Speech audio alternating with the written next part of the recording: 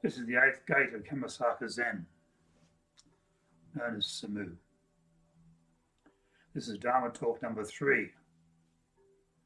And it's about the transformative power of sacred activity and understanding and embracing the practice of Samu.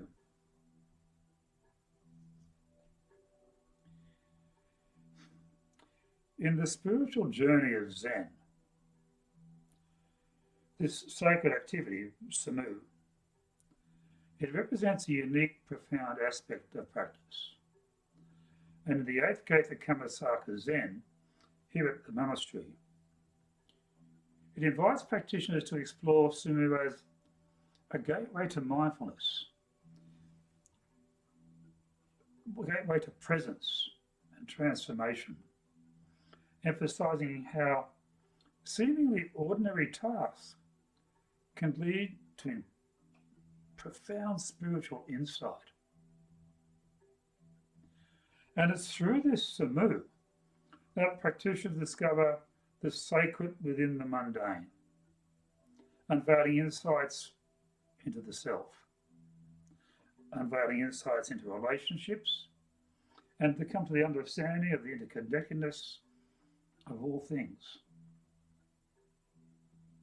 And yet, engaging with Samu is not without challenges. And this transformative nature of sacred activity, there are challenges involved. There are obstacles. The obstacles commonly encountered along the path, always. And these challenges can deepen the practitioner's journey towards attaining the state of mindfulness, attaining self-awareness.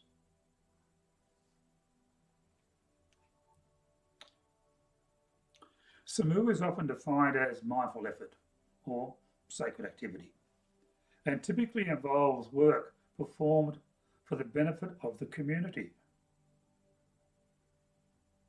And maybe they're considered mundane in daily life. However, in the practice of Zen, and in the context of Zen, Samu is a deep spiritual practice and a direct expression of one's own Zen training. And then, unlike other tasks that might be approached with goals or future rewards, Samu simply emphasizes the act of being fully present in the action and the moment, and infusing it with mindfulness and awareness. So the transformative potential of Samu, it arises from its ability to collapse the distinction between work and meditation.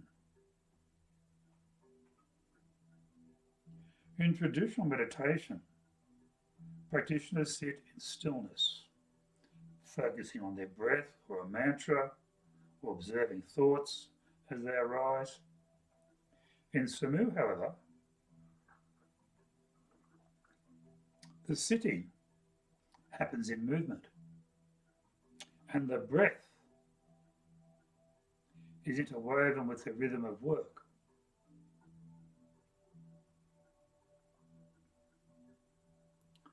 Any activity can become an act of mindful immersion, where one's full attention is on the activity itself.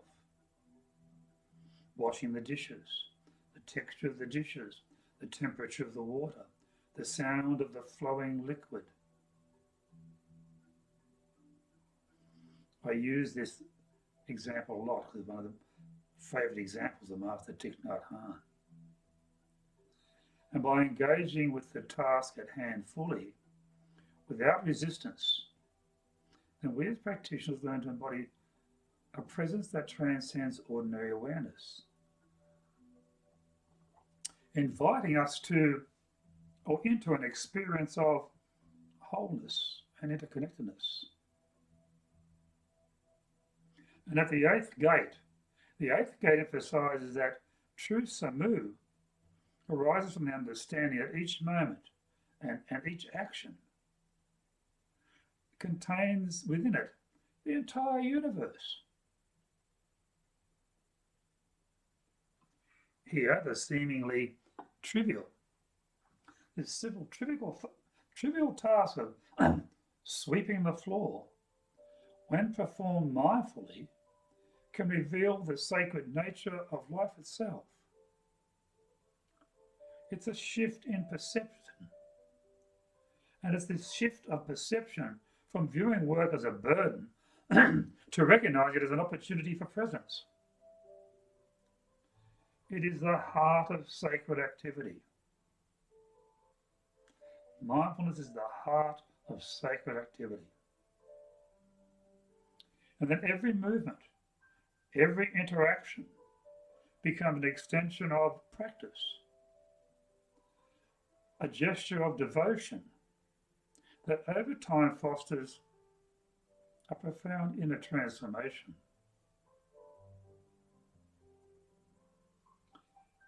So the transformative nature of samu, it lies in its power to dissolve the boundaries of the ego and expand one's senses of self. And as practitioners work, they come face to face with various aspects of their conditioning, of their preferences, of their aversions, their habits, and their patterns of thought that would typically go unnoticed. A practitioner might notice resistance or irritation arising when assigned a task they find uninteresting or tedious. But rather than reacting, they are simply encouraged to observe these feelings, allowing them to pass without clinging or judgment. So, in this way, samu functions as a mirror, revealing the inner workings of the mind and the ego.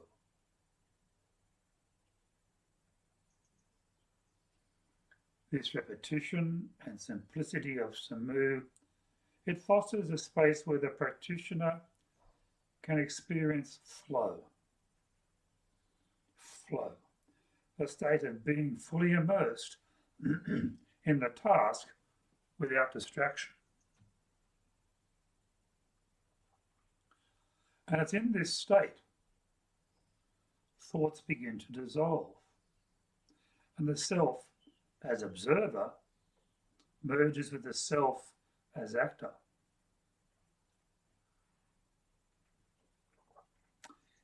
The experience can be profoundly liberating, as it helps the practitioner break free from the confines of self-consciousness and self-centered thought.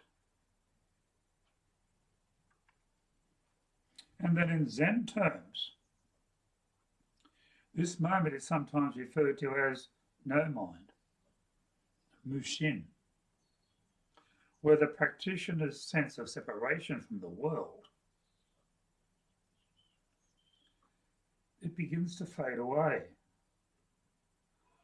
And this leads to an experience of oneness and harmony. And then through sustained practice, samu can serve as a crucible for personal growth, a crucible for personal growth in patience and resilience. And it can teach practitioners to embrace the understanding of impermanence and to release attachments to outcomes.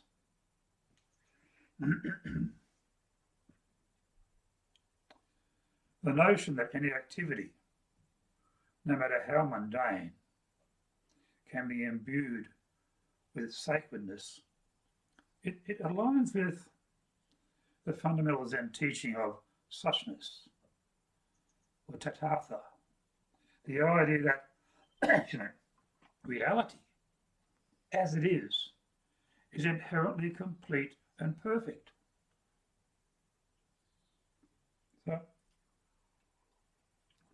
So in practicing samu, one learns to honour the fullness of each moment, recognising that even a simple task like raking leaves can be an expression of the entire cosmos.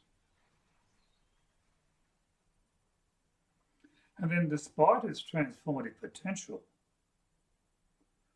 the practice of samu is not without obstacles, because practitioners often encounter a series of inner challenges.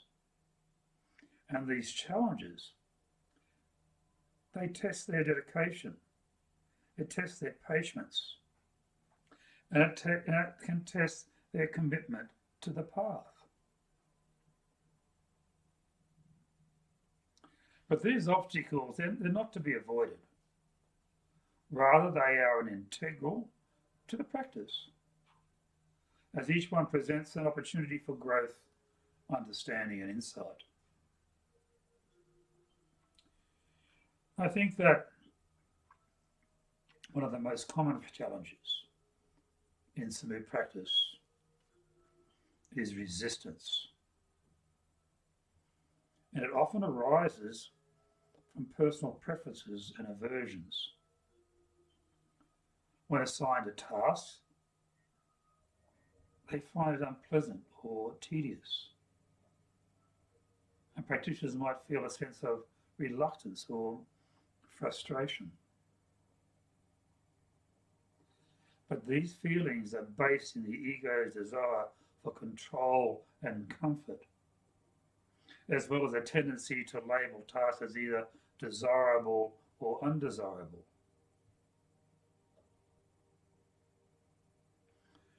So in the practice of Zen, this tendency is recognized as an obstacle because it tends to reinforce dualistic thinking. And it starts to create a separation between self and other, good and bad.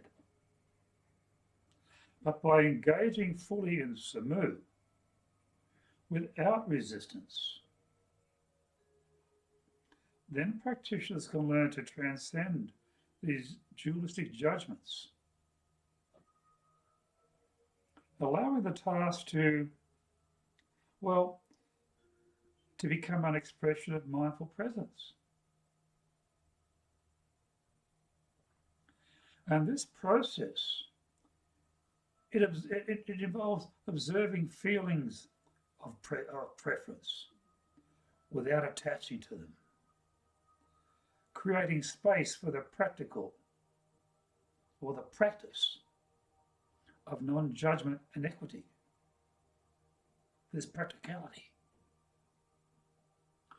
In this way, samu encourages practitioners to let go of personal preferences and to simply embrace each moment with openness and see all tasks as equal opportunities for growth.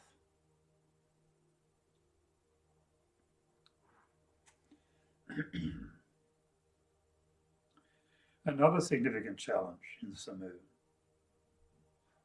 is the presence of ego-based motivations.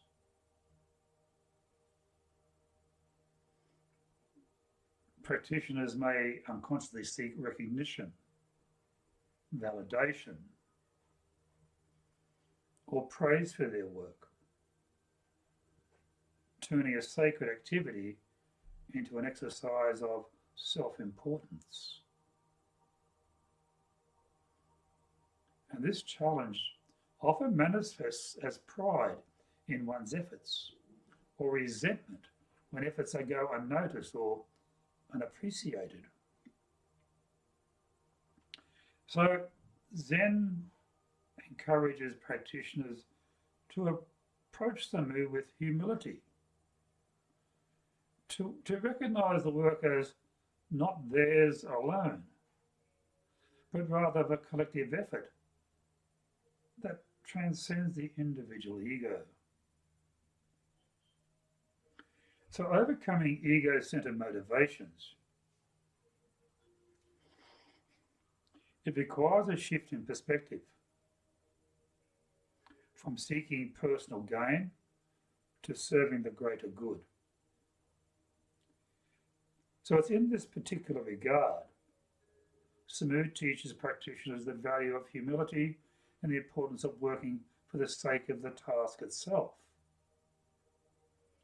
and not for the rewards or the recognition that it may bring.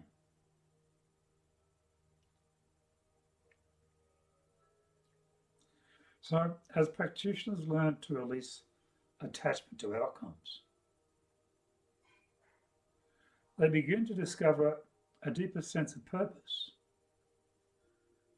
and a purpose and fulfillment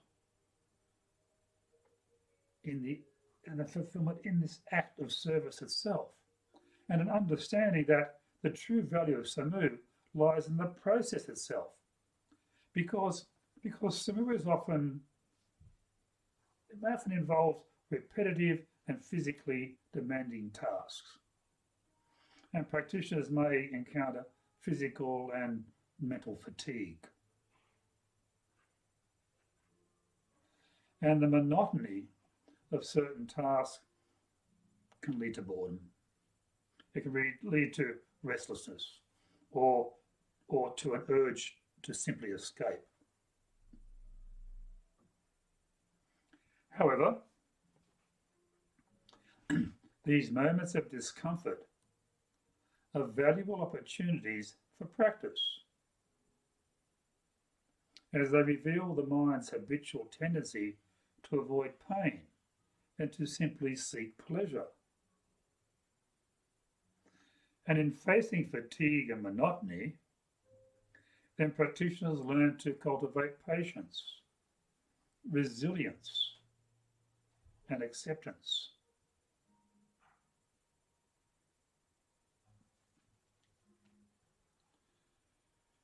And they are encouraged to bring awareness to each moment, to each breath, and to rediscover the beauty of aliveness in each present moment.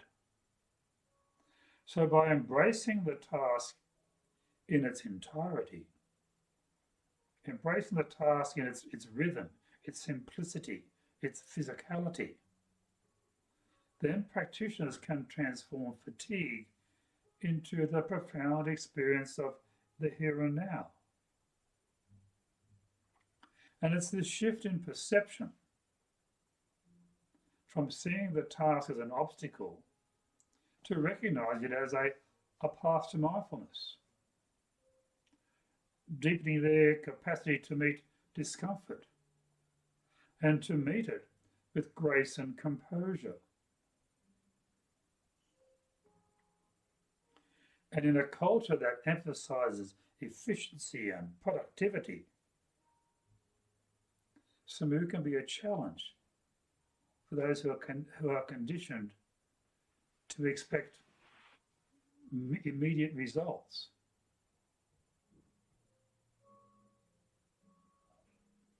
The desire for progress and tangible outcomes can create impatience and frustration, especially when the task seems to lack a clear purpose or even a clear endpoint. So in Samu, there is no finish line. There is no ultimate reward. The practice is simply to be present in each moment, to meet each task as it arises with full attention and full commitment.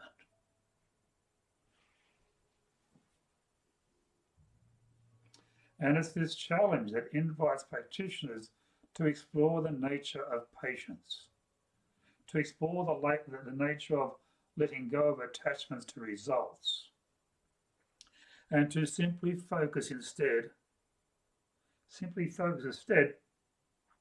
on their quality of their engagement.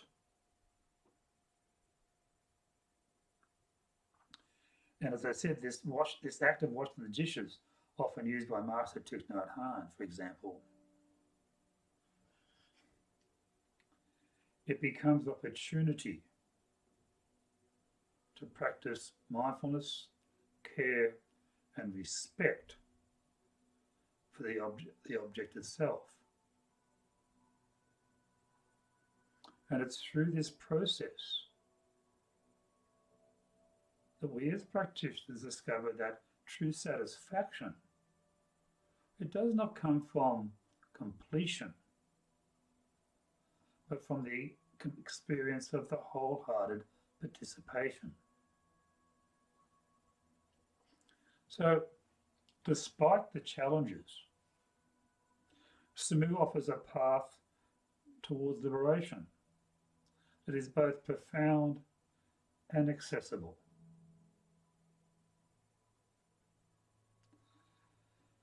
So the eighth gate of Kammasaka, it simply encourages practitioners to engage with Samu as a form of sacred service, as a way of expressing gratitude and devotion. Gratitude and devotion to the community and to the world. And by simply approaching each task with humility and reverence, then practitioners can cultivate a deep sense of interconnectedness, recognizing that their actions, no matter how small, have an impact on the greater whole.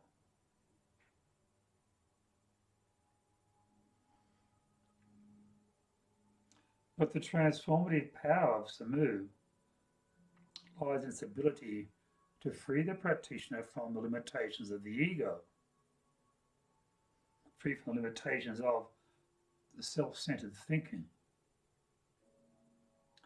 And that it's through sustained practice one learns to approach each moment with oneness, with curiosity, and a willingness to let go of these attachments.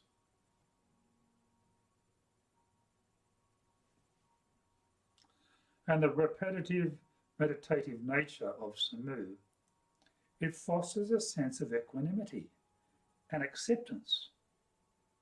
And this allows practitioners, or allowing practitioners to experience life more fully, with less resistance, and especially, more gratitude. And embracing the challenges of Samu, practitioners gain insight into the nature of suffering and the causes of their own dissatisfaction with life. And they learn to meet the moment. They learn to meet this moment with kindness and compassion, and to let go of expectations, and to simply trust in the unfolding of each experience. So this process of surrender, of giving oneself fully to the present moment, it's ultimately liberating, as it tends to dissolve the boundaries between self and other, revealing the inherent unity of all things.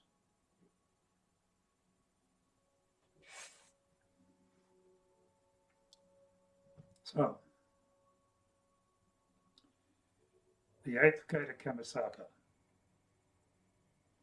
it offers Samu as a transformative process that challenges practitioners to confront their own limitations, to confront their own conditioning, to confront their own attachments,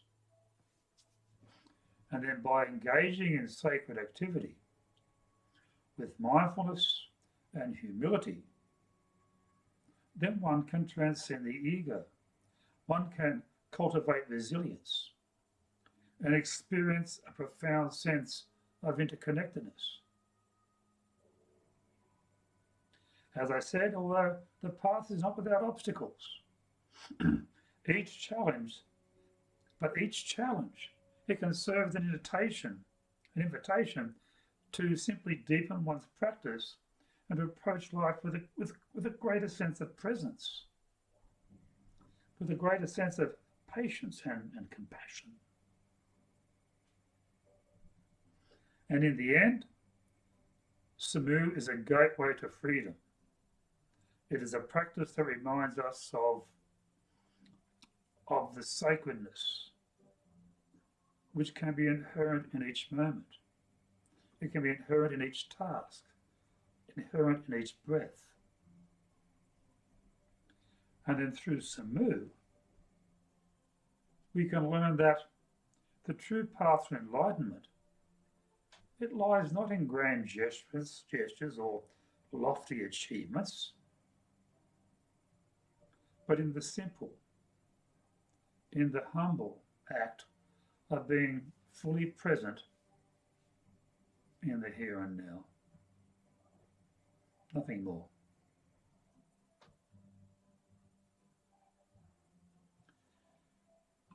Thank you for listening.